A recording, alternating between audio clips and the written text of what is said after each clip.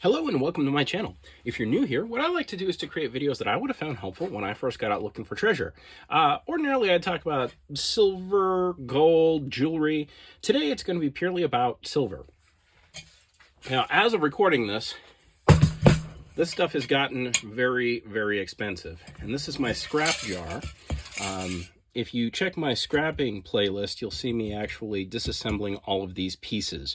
And one of the things that I've tried to do is get a before weight and an after weight. And the reason for that is because what we're scrapping here is weighted silver. What is weighted silver, you might ask? Well, it's this stuff. Now, there is sterling silver that is not solid sterling silver, and that's what this is. These pieces are actually, as you can see here, the bottom is straight up plastic in this case. But if you look close, you'll see Gift America Sterling, weighted and reinforced. So obviously that's plastic, but the rest of this is actually a layer of sterling. So what we're doing is peeling off the sterling, and then we can get a true weight for how much silver is actually in this. Now, silver has gone so high that these pieces that have little dents in them, they're just not something people are going to buy anymore. So they are effectively just scrap at this point. And what we're going to do is we're going to scrap them. Now, as I go through this video, probably a series of videos, it's important to understand that when I scrap this stuff, I'm going to actually be trying to preserve large pieces. So I'm not doing it the most efficient way. But at the place that I handed in, they have an XRF machine and they want to check each piece because that's just how they are. So if I can maintain solid big pieces, they only have to toss that one big piece on the XRF machine. So as I go throughout this series, understand that that's what's going to be going on. I will also be slowing this down a little bit because I'm going to show you specifically what this is, and I'm going to give you before weight and an after weight on everything. So if you have the same piece or similar pieces, you can get an idea when you're buying this how much actual sterling silver, or how much, solid silver effectively, is in a piece like this. And I want this as a record for you, but also a record for me, honestly, because I'm always picking this stuff up, as you can see. Now, some of the stuff is still usable. It all has dents, it all has problems, but that's the other thing we're going to be talking about in this video. I'm at a place right now where I actually need to scrap some of this potentially for a trade. But if not, I'll probably be looking at actually cashing out. And that's going to be the other theme of this video, which is, when is it time to cash out your stack? When is it time to cash out on some of your precious metals? And that's what I plan on talking about as I'm going through and actually taking these apart. So without further ado, let me get set up and we'll start scrapping. All right, come for the destruction, stay for the knowledge. This is a Gift America Sterling weighted and reinforced piece. I don't seem to have any defining characteristics other than that, but the before weight is 220 grams. This isn't the perfect scale, but it should get us, within a gram. So as we go through this, understand that's the case. So one of the things about silver collecting is it can be hard sometimes to part with things. I've never actually done one of these with the plastic. Usually this comes apart a little bit easier. Let's try a different method potentially. And again, if you are joining me partway into this video, understand that part of what I'm doing here is actually trying to preserve pieces as big as possible because of how my scrapper likes to test the metal. But this stuff just peels off. And this just peeling off nature of this is a big reason why it's not really going to be stuff that maintains value in the future. It's not a high quality object, frankly. I mean, that's just straight plastic right there. So one of the things that I've come to terms with is that I'm not going to really care about pieces like this. Now, some of the nicer ones, obviously, it's kind of a shame to... Wow, this one is pretty good. With some of the nicer ones, it's kind of a shame to scrap them, and we'll see. I actually have a selection of weighted stuff that isn't going to die in the fires of Mountain Doom here, because it is nice enough and it's in good enough shape that I don't feel comfortable destroying it yet. Wow, this is we're starting off with one of the hardest ones I've ever had to do, actually. Usually they come apart a lot easier than this. But one of the nice things about picking up silver the way I do, and if you've been watching my channel, you'll see that I tend to grab these very, very, very cheap, is that destroying it is less of a how should I explain it? Traumatic experience. Some of the silver is just so pretty that it hurts to actually see it destroyed. Okay. So if anyone's scrapping these, it's probably important to note that these are a bugger and a half compared to other ones that I've done. It might be because it's new. Okay, there we go. So you can see we have steel in there. Throw that away. And we may be able to, and there's also like brass going on in there.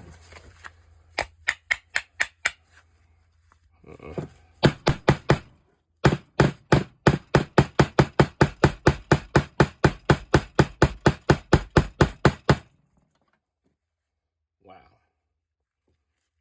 I'm half thinking I'm just going to keep peeling on this one. I think that's all we can really do. Can we peel it? Okay, that was a very small piece. Let's make sure we preserve that. Let's try something here. Now, when you're selling your sterling, you go into a pawn shop and they look at the weighted sterling and they say, nah. This, beginning of this video here, with this first, probably going to be the most difficult piece, is why. They probably hit pieces like this and they're like, it is just not worth my time to scrap that thing. They're probably thinking about what I'm going through right now and going, no. But that's also why it's important to know that if you are buying weighted pieces, you know, buying any sterling, in America at least, is actually a different proposition than buying bullion. If you're buying 3/9 fine silver, especially if it's like a gold eagle or some sort of, you know, well-established like Engelhard bar or something that everybody knows, you know, selling that again is, it's like, okay, that's 3/9 fine sterling. We're good to go. This is what sterling costs. This is how much I'll give you for that today. Now, or 3/9 fine silver, not sterling, excuse me. You'll also have to pardon my voice. I'm nursing a fairly foul cold that I believe one of the children brought home. Youngest child, the 4-year-old. But yeah, so this situation that I'm in right now, trying to take apart this weighted and reinforced piece, is one of the big reasons that weighted silver, you're not going to get full silver price for it because of what a pain in the neck this is. I mean, look at this.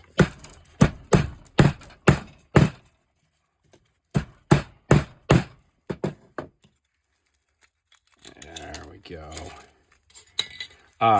You know, if you're a pawn shop, you're probably sitting there thinking, there's a big pile of silver there, and I'd like to buy it because it's sterling, and I can ship it off to my refiner. But then you're thinking, But that last pile took me how long to take apart? You can also see, as we go through this, just what is going on with this stuff. It's not exactly nothing, but the vast weight in any piece like this, the majority of the weight is absolutely just in the cement on the inside, or whatever's on the inside. It's all sorts of different things. And this is clearly going to be a series of videos because this is taking me a while, but you'll see as we get through that entire batch just what kinds of construction these are made out of. Okay. Try to stay somewhat clean. All right. So what I'm doing here is I'm just trying to break up the cement, which isn't breaking up very easily, is it? Maybe we can just peel. I kind of doubt that. We got it. Also, for those of you who are much more experienced with this kind of scrapping, please forgive me. I'm not good at this. This is not something that I usually do. It actually kind of goes against the core of my being. Like, I really love these silver objects.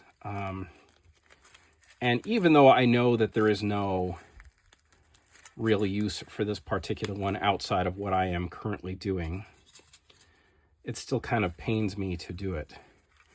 So like here, say you're a pawn shop and you're looking at this going, there is still silver there. Now, you are the pawn shop employee who has to still get the silver out. So you're annoyed.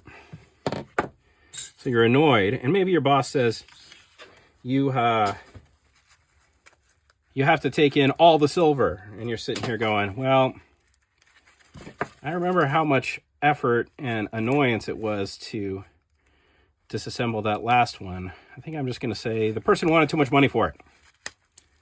Even if that's not necessarily true. But yeah, you got a notion of all the different things in here. And here we have like a brass ring that we have to try to separate from our silver, don't we? Our precious, precious silver. Give me the silver, you.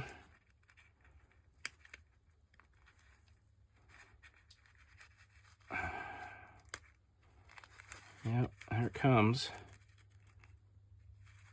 Maybe? Yeah, there we got it. Yeah, so don't be insulted if someone says, I'm not going to take your weighted, or if they give you some insultingly low number for it. Okay, so let me brush this down. And let's get an after weight on this piece. How much sterling do we have after all of that work?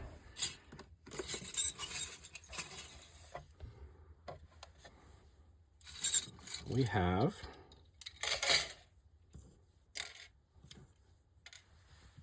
18 grams. And we were at 200 something. As we go through this, I'll be incapable of actually rewinding and telling you how much difference it was. But I think this was like 200 and something grams. So that one was not great. Oftentimes these are about 10% of the weight. In this case, it's definitely less than 10%. But that does make sense because, again, we had the plastic bottom, which is going to be a fair bit of the weight in one of these things. Okay, let's put this one in scrap jar. There we have scrap jar.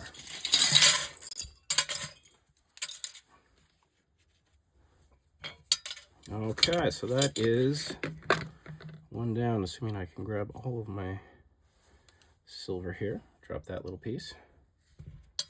There we go. All right, on to the next one. Okay, number 2 is Kenilworth Sterling weighted reinforced number 2. That's why we picked it. This one is in pretty rough shape. In terms of this really black stuff is probably not going to come off very easily, and like the rim is messed up. And if you hear that? See how loose that is? That's usually what happens to these, especially when they're kicking around boxes. Although interestingly, the little basket thing just sort of comes right out. It is full of, oh, that's cool. I think I'm going to keep this in case somebody has one of these, and it's good, but the basket got ruined. So I'm just going to set this one aside. Also, it's full of wax, and I'm not entirely sure how to get that out of there right now. So we're going to keep that bit, but we will scrap this part. I will, though, at the end of this, include that in the finished weight. All right, I'll try to, maybe I'll write down the beginning weight. So the beginning weight for this one is 306. Now, there's also wax in there. I don't know how much wax is in there, so bear that in mind. There's definitely a couple grams of wax probably going on here. But yeah, we're at 306 grams. And I will write that one down. And we'll continue. Okay, let's get this one down. All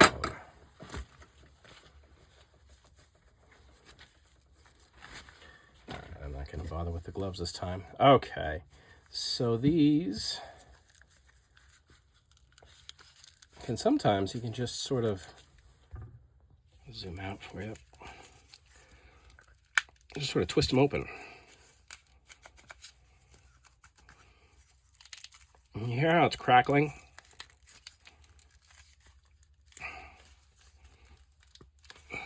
Okay. All right, we put on our gloves.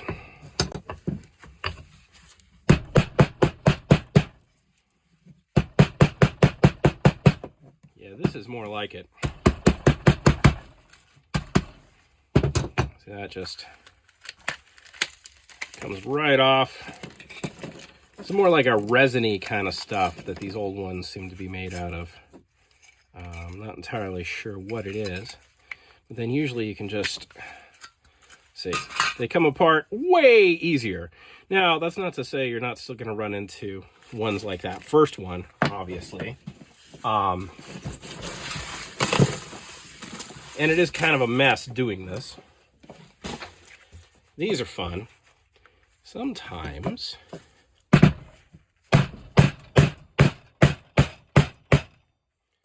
kind of explode.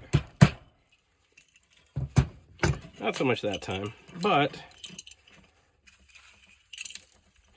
there we go. We at least are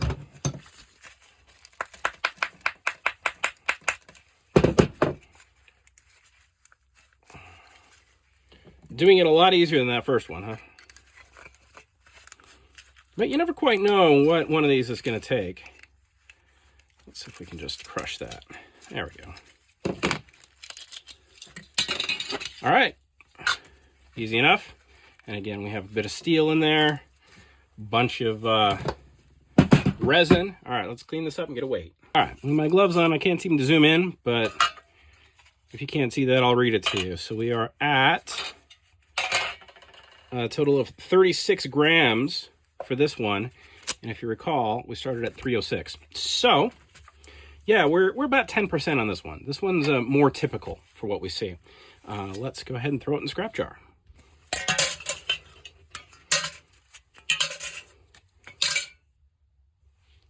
With our next victim, this one is a little one. It is an, let's see if I can, I don't think I can zoom in with these gloves. But it is important that you know what it is. Empire Sterling weighted number 42. And it's a little guy. There's a bit of wax in there. It's going to be 4 weight.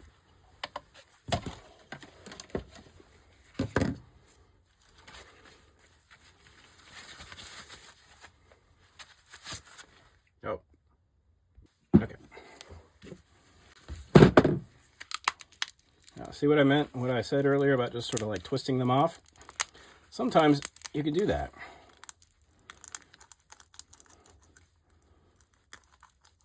In this case, it looks like it's because it's like a coat hanger in there. Look at that. Basically just a coat hanger. Okay. Let's give this one a little tap. Actually, I do suggest gloves for this. These can get a little bit on the sharp side.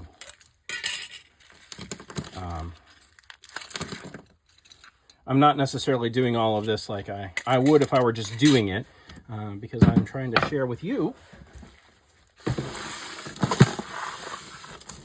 what I'm up to. Why don't we try... No.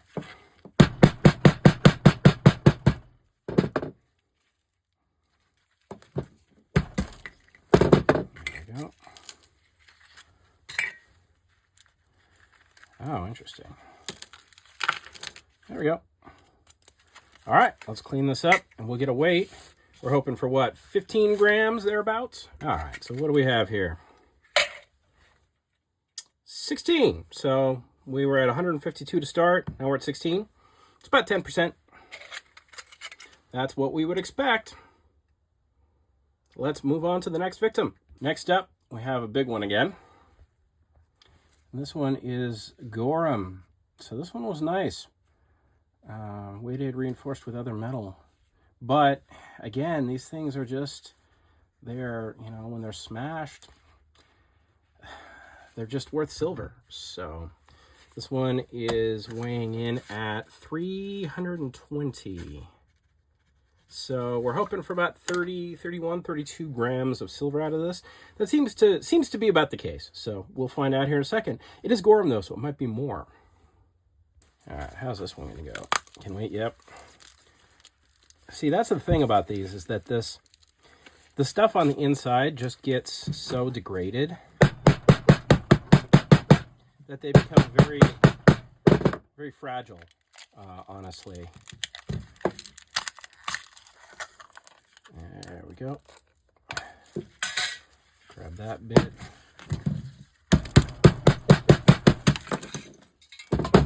Ah, we peeled some.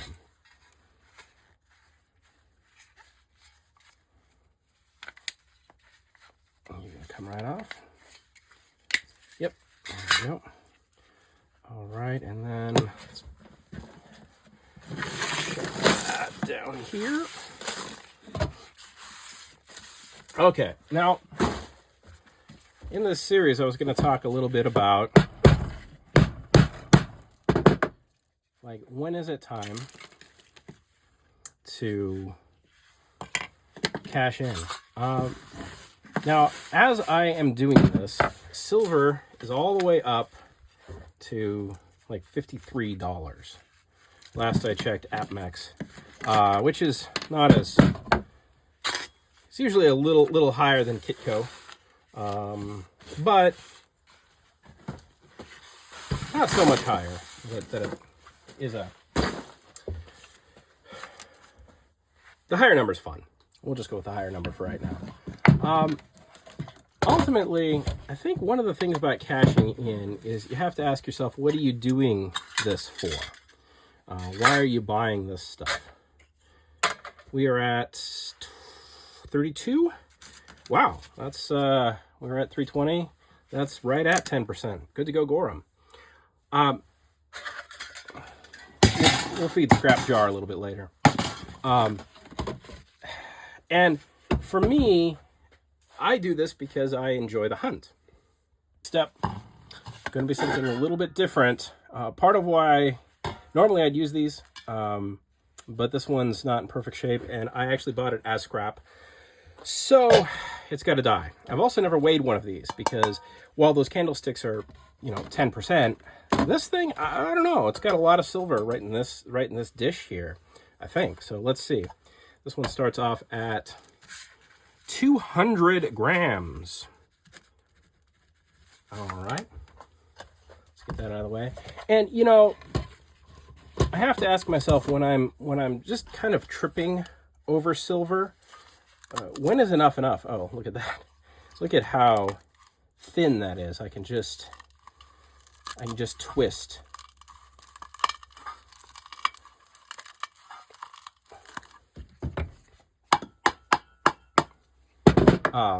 When is enough enough? I'm literally tripping over it. I bought some of these things to scrap, and honestly, I don't know. In the long term, I feel like there are enough special pieces of silver that I'm going to need to rescue that I can't rescue everything. And if I can't rescue everything, that means I actually have to make hard decisions. Or maybe they're not hard decisions for some, but they are for me.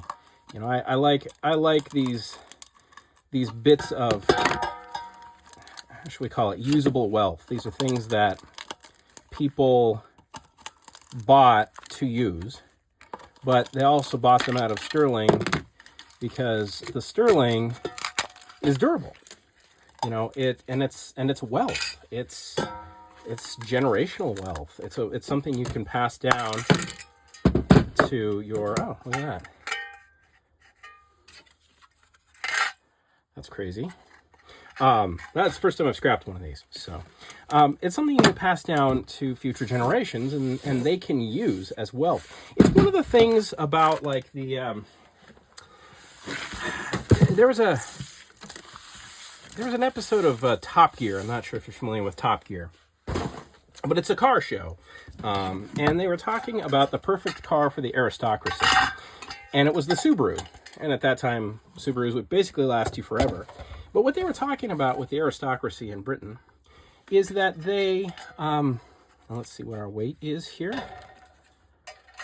We are at, 94. So we started at 200 and about half of the weight, 50%, maybe 45%. You might be able to figure on something like this. That's useful. That's useful information.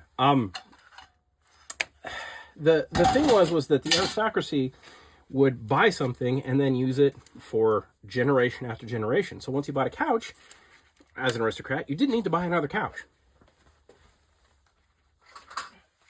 Let's grab another one of these. Right there. This one's $2.58. And, when you buy a good piece of sterling, and these pieces aren't quite the same. Oh, man. This says the Willows employees. I don't know if I can scrap something that was given to somebody by their employees. What do we think? All right, I can't make all the hard decisions. That one's going to stay for a bit. Forget you saw it. But we will do another one of these standing dishes. So this one is sterling weighted. Who made it? Sterling weighted. But the point that I was trying to get to while I was doing this, we're at 220 grams. The point that I was making was that the aristocracy there loves the Subaru because you buy it once and basically you have it for, if not your whole lifetime, a good chunk of it. It does what you need it to do, and it will just continue to do that for a very long time. It might even be a car that you get passed down. And we're talking about like 90s and early 2000s Subarus here. I know that there's some issues with some of the newer ones. We won't talk about that. But what we will talk about is the fact that a good set of sterling way back when was something that was not only valuable because silver is money, but it was valuable because it was something that if you cared for it, you could use it for generations. And if the next generation can just use your silver, they don't need to buy it to get established. You are not only helping yourself by buying this thing that you like, but you are also helping your children and their children, potentially all the way down the chain. So where I started with this was that I love the notion. This one's going to be kind of a pain, isn't it?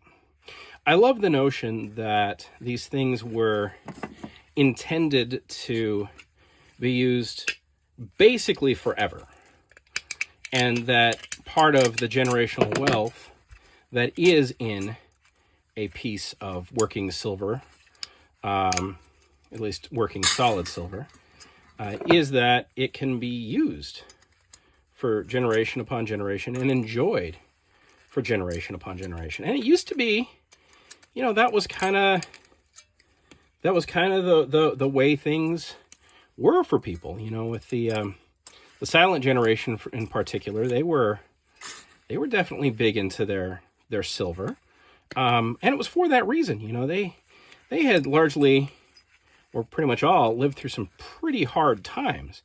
You know, times when you actually might have had trouble getting silverware. We can't these days necessarily even imagine, in America at least, what kind of what people were having to do without in America. And I don't know how it is elsewhere, and I know I have an audience here that's kind of around the world at this point, so you might be able to identify with it more, depending on where you live. I know there are some areas of the world which are pretty poor. So, you know, the notion that... Did we just lose a piece of silver? The notion that you might have to actually do without, you know, makes sense to you.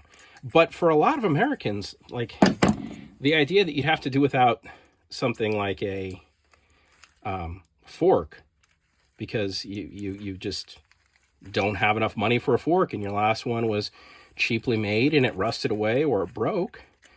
That's not something that we've had to deal with in generations in America, especially with how much excess exists in our society. So one of the things, to go back to what I was talking about at the beginning of this, that I love about it is that these objects represent, you know, that older way of thinking, which exists in like the aristocracy, I guess, probably still today, I don't know, certainly according to Top Gear, but was very prevalent too in past generations in America. People wanted to live that way. They didn't want to have to keep rebuying things. You know, you buy your couch, and I don't know if anyone else has this experience, but you'd buy your couch and then you'd cover it in plastic so that you would preserve your couch. The notion of having to do without the couch was actually overriding the idea of even enjoying the couch, because you couldn't really enjoy the couch when it was in plastic. But you could preserve the couch. You could preserve that little bit of wealth that you had accumulated, that you had done without earlier in your life. So for me, when I find pieces of silver that are special pieces of silver in particular, there are things that I will probably not part with until I'm dead, and then my family can do something with it. Because I think that these objects, these silver objects, used to be used to celebrate things, to celebrate times of plenty, if that makes sense. That people had gone through enough in their lives and come through the other side, and now they could enjoy things again. And their priorities for what they chose to enjoy were, I think, wise. I think when I look at the price of silver right now, trying to get all that stuff out of there. When I look at the price of silver right now, people who have a lot of silver, all right, and a lot of gold, maybe bullion in particular, are kind of watching the news and just laughing and going, yes, yes, yes. I think others, myself included, are kind of looking at it going, well, if metal's going up that high, what does that mean overall? Does that mean hard times are coming again? I'm not sure. But in my rambling, distracted by actually doing this way, which we'll talk about here, so 72. So this one was 72 grams of silver, and we started at 220. So make that of what you will. There's a lot of silver in one of these guys, but it's also hard to have a rule of thumb when you're out buying one of these raised composts like this. So when is it time to sell? Let me grab another one here. We'll talk about, I'll finish my rambles. This one is Revere Silversmithing Incorporated Sterling Reinforced with Cement. And it weighs in at 202. I'll write that one down. I think it's time to sell. Not when you have to sell, first and foremost. Like if you have to sell, that's when you have regrets, and that's when you usually will get the worst deal. When you're looking at how much money you'll get and thinking about the things that you'll do with the money you get, and those things outweigh the security of having this stuff, because this stuff is money. In most places, you can pretty easily just cash this out. Walk on down to any pawn shop and cash it out. So if you do have an emergency, it is definitely emergency money. Now, is it emergency money when it's weighted? Not so much. I think the bullion in particular is best for that. Sterling in a pinch, but definitely the bullion is the emergency money. So, in my case, the reason I think that it might be time to sell is that I'm looking at how much this stuff is worth, and I'm thinking that there are things that money could be used for in my life, which is better than just keeping this stuff around and having some sort of romantic notion that I'm saving history. Because with this piece, I'm not saving history. This is a piece that was already destroyed. No one's truly going to desire this object as an object, but people desire the silver in it, so it can go. And that's kind of where I am with this, and I feel like that's probably a good way to think about it. So is it time to sell now when it's sky high? Potentially. Now, there's a bit of a problem with that, in that it would seem, according to reports, that refiners aren't taking this stuff in anymore. So I don't actually know if I even can sell it. And I have to nod to you folks that like the bullion, because you can sell it very easily if you have bullion. And you can get top dollar for it if you have bullion. And that might not be the case with my sterling. All right, so this was 202, comes in at 18 grams. And I think this device only does things in increments of 2 grams. So it may be 19, it may be closer to 20. So roughly that 10% holds. All right, with that, I'm going to keep scrapping. But what I'm going to do is I'm going to end this video. And we'll start up another one in a second here. I'm not sure when these will get posted, but we'll post them up. Next video, I think what I'm going to talk about is the philosophy of stacking and why I think it's so important to save with precious metals. And with that, I hope that, oh, you know what? I did something, almost did something. Wrong. Scrap jar. We have to feed scrap jar.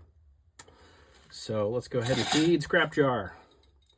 I hope that you maybe have learned something in this video that you can use to go out and find yourself some treasure, or if you can't find yourself some treasure, maybe cash out some treasure that you have.